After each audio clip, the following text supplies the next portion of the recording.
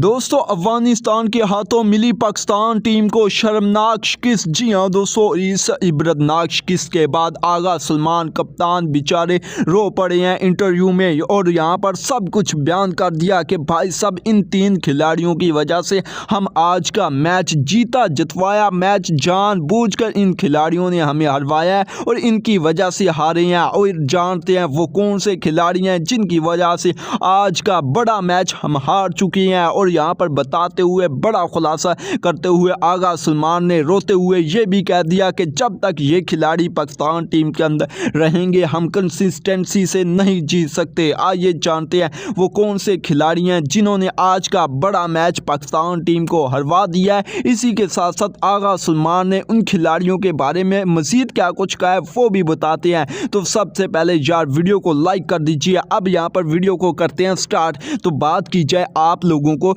तो यहाँ पर बताते चलिए अफगानिस्तान के हाथों पाकिस्तान को इबरतनाक शिकस्त यहाँ पर मिली है, यानी कि कोई आम यहाँ पर हार नहीं मिली, सबसे बड़ी और यहाँ पर गहरी हार मिली है। जिसके बाद यहाँ पर आगा सलमान का इस तरह अफसोस करना और यहाँ पर इंटरव्यू में आकर रोना बनता है। और यहाँ पर जो भी कहा है साफ ही क्या है। अब देखें यहाँ पर मैच समरी आप लोगों के सामने रखता हूँ, आप लोगों ने खुद यहाँ पर अंदाज़ा लगा लेना है कि भाई साहब आगा सलमान किस हद तक यानी कि सही कह रहा है और किस हद तक यहाँ पर गलत कह रहा है। यानी कि मैं आप लोगों के सामने मैच समरी रख देता हूँ। यहाँ पर टॉस यानी यहाँ पर अफगानिस्तान के कप्तान यानी कि राशिद खान जीतते हैं। जी हाँ दोस्तों, आज का यहाँ पर टॉस जीत लेते हैं जिसके बाद वो अच्छा डिसीजन लेते हैं पहले बैटिंग करने का। अब देखें जी उनकी जो बैटिंग लाइनअप आती है ना वो यहाँ पर पहले ओवर तक यानी कि यहाँ पर सही रहती है। पहले ओवर में पाकिस्तान को कोई विकेट नहीं मिलती, लेकिन दूसरे ओवर में यहाँ पर ना आप लोगों को बताते चलिए साइम अयूब को उतारा जाता है मैदान में और साइम अयूब आते सारी विकेट ले लेता है। अब साइम अयूब का कमाल नहीं है, साइम अयूब को छक्का लगा, दूसरी बॉल पर भी छक्का था। अगर हसन नवाज ना होता नीचे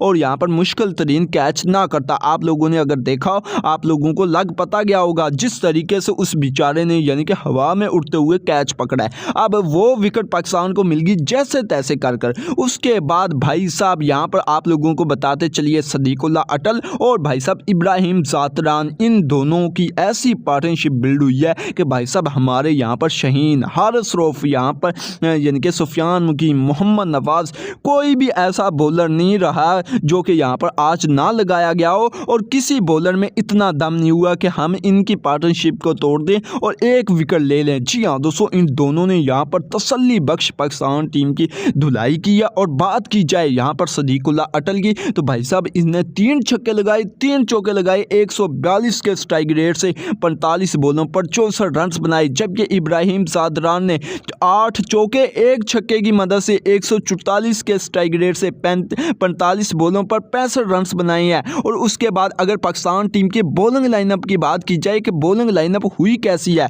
मैं आप लोगों को बता देता हूं। यहाँ पर हारिस रऊफ वो जो जिसे पता नहीं गलती से मिल गई थी विकेटें, अब देखें उसको राशिद खान ने उस मैच में भी बहुत धोया था। अब देखें आज यहाँ पर हारिस रऊफ एक विकेट भी नहीं ले पाया है। बात ये नहीं कि ये विकेट क्यों नहीं लेकर गया, ये यहाँ पर कोई यानी कि मसला नहीं, विकेट नहीं मिलती, लेकिन रन्स देखें अब 3 ओवर फेंके हैं। जी हाँ दोस्तों, 4 ओवर मुकम्मल नहीं फेंके, 3 ओवर फेंके हैं। 3 ओवरों के अंदर इसने रन्स कितने दिए 38 रन्स दे दिए। भाई साहब ये यानी कि यहाँ पर वर्ल्ड क्लास बॉलिंग कराएगा। यानी कि अब अंदाज़ा लगा लें 3 ओवरों के अंदर यार 38 रन्स, ये क्या मजाक चल रहा है। उसके बाद अगले नंबर की बात की जाए तो यहाँ पर नवाज ने 2 ओवर फेंके हैं 24 रन्स दे दिए। भाई साहब इसका भी 12 का इकोनॉमी रेट है। सुफियान मुकीम, मैं वही कहता हूँ रोज़ कहता हूँ कि भाई साहब इब्रार अहमद को लगा लें, इब्रार और सुफियान दोनों को होना चाहिए, एक आपका बॉलर कुछ नहीं कर सकता। और आज भाई साहब ये बात साबित हो चुकी है कि एक बॉलर कुछ नहीं कर सकता। आप देखें 33 रन दे दिए और विकेट इसे भी नहीं मिली। अब देखें 3 ओवरों के अंदर इसने 33 रन दे दिए। अगर अच्छी बॉलिंग किया यहाँ पर वो सिर्फ और सिर्फ नाम है राना फ़हीम अशरफ। जी हाँ दोस्तों, पाकिस्तान ने कुल मिलाकर यहाँ पर पहली इनिंग्स में अफगानिस्तान की 5 विकेटें ली हैं जिसके अंदर 4 विकेटें किसने ली हैं राना फ़हीम अशरफ ने ली हैं। वो बंदा जिसको क्रिटिसाइज़ किया जाता है उस बंदे ने फिर भी यहाँ पर पाकिस्तान की यानी कि लाज रख ली। उसके बाद शहीन अफरीदी ने 4 ओवरों के अंदर 27 रन दिए, कोई विकेट नहीं ली। इसके अलावा यहाँ पर फ़हीम अशरफ ने 4 ओवरों के अंदर 27 रन दिए हैं लेकिन 4 विकेटें ली हैं भाई साहब। उसके बाद यहाँ पर पाकिस्तान टीम को 170 का यहाँ पर टारगेट मिला जब पाकिस्तान टीम की बैटिंग लाइनअप आती है। साइम अयूब और साहबजादा फरहान मैदान में आती हैं। जी हाँ दोस्तों, दोनों बल्लेबाज यहाँ पर मैदान में आते हैं। आते सारी साहबजादा फरहान मार धाड़ शुरू कर देता है। जी हाँ हाँ दोस्तों, और ऐसे ही करता है कि यहाँ पर इनके बॉलरों की लेंथ ख़राब करने की कोशिश करता है। लेकिन दूसरी जान में यहाँ पर साइम जो दूसरे ओवर की पहली बॉल पर फजल हक फरूकी की यहाँ पर बॉल का शिकार हो जाता है और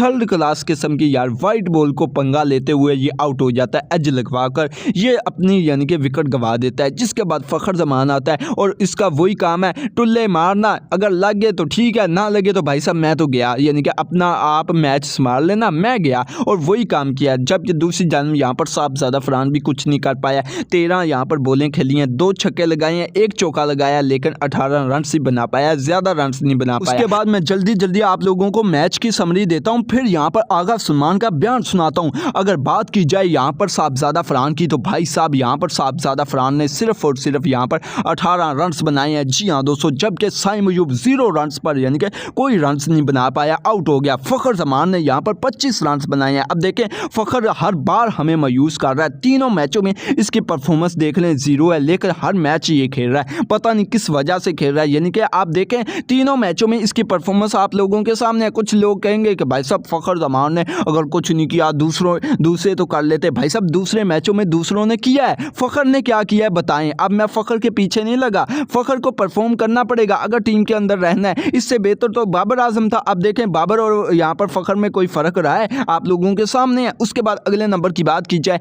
तो यहाँ पर आगा सलमान ने टीम को संभालने की कोशिश किया, लेकिन बात वही है, जब आपके साथ कोई खड़ा होगा तभी टीम को संभालेंगे। अब देखें 20 रन ये बना पाया, ज़्यादा रन इसने भी नहीं बनाए। छक्का 1 लगाया, चौका लगाया, यानी कि 140 का स्ट्राइक रेट है। लेकिन बात वही है, इसके साथ कोई खड़ा होता तो ये यहाँ पर यानी कि टीम को संभालता। इसने भी भाई साहब ने कहा अगर टीम हारती है तो हारने दे, मैं भी गया, यानी कि 20 रन बनाकर ये गया। हसन नवाज ने 12 बॉलों पर 9 रन बनाए हैं। इसकी तो बात सीधी और साफ है कि अगर यहाँ पर यानी कि मैं स्लो खेलूंगा तो भाई साहब मैं आउट हो जाऊंगा, और वही बात हुई है, स्लो खेलने की कोशिश की, आउट हो गया। उसके बाद मोहम्मद हारिस भाई साहब ने 1 रन बनाए। अब देखें इसके लिए हम लड़ते हैं कि भाई साहब यहाँ पर हारिस को जल्दी भेजना चाहिए। आज तो यार ये जल्दी आ गया था, अब देखें आज परफॉर्म कर देता, अगर आज परफॉर्म करता तो इसका पक्का यानी कि नंबर जल्दी वाला लग जाता। लेकिन भाई साहब की परफॉर्मेंस देख लें, वही बात है, जिन लोगों ने परफॉर्म करना होता है वो कर देते हैं, जिस मर्जी कंडीशन में भेज दें। अब देखें इसने 1 रन, फ़हीम अशरफ ने 14 रन। उसके बाद आप लोगों को बताते चलिए मोहम्मद नवाज ने 12 रन, और पाकिस्तान टीम को यहाँ पर अफगानिस्तान के हाथों इस मैच में मिल चुकी है इबरतनाक शिकस्त। जी हाँ दोस्तों, अफगानिस्तान ने यहाँ पर रौंद डाला है पाकिस्तान टीम को, जिसके बाद आका सलमान इंटरव्यू में रो पड़े हैं। जी हाँ दोस्तों, आप दीदा हो गए और हमें भी आप दीदा कर गए। अब देखें यहाँ पर आप लोगों को जो सबसे बड़ी वजह लगती है वो नीचे ज़रूर बताइएगा। मैं पहले अपनी यहाँ पर राय दे देता हूँ। जो मुझे लगती है वो ये लगती है कि इब्रार अहमद को शामिल करना चाहिए था। अगर सामने वाली टीम यानी कि अपनी टीम प्लेइंग 11 के अंदर 4 स्पिनर मेन स्पिनर डाल रही है तो आप यार 2 तो डाल लो। अब देखें आप लोगों को कितने रन्स लगे हैं सुफियान मुकीम को, अगर इब्रार अहमद होता तो कंडीशन कुछ और होती। अब देखें यहाँ पर उसके बाद अगर यहाँ पर आगा सलमान की तरफ बढ़ा जाए, आगा सलमान ने सबसे पहले कहा है कि भाई साहब मायूस कन परफॉर्मेंस दिया फ़खर जमान और मोहम्मद हारिस ने इस पूरी सीरीज़ में हमें यहाँ पर मायूस किया है। बात तो सीधी और साफ है, दोनों ने अच्छी परफॉर्मेंस नहीं दी। इसके अलावा यहाँ पर जो तीसरे नंबर पर नाम आता है वो है साइम अयूब का, कि भाई साहब साइम अयूब से आज उम्मीदें थी और ये पहली बॉल पर आउट हो गया। मुझे ये दुख नहीं कि ये पहली बॉल पर आउट क्यों हुआ है। दूसरा जो सबसे बड़ा दुख है वो ये है कि भाई साहब लूज बॉल पर यानी कि ख़राब तरीन बॉल थी, वाइट बॉल को पंगा लेते हुए इसने छेड़ा है, जिस पर यह आउट हुआ है। इसके अलावा पाकिस्तान टीम ने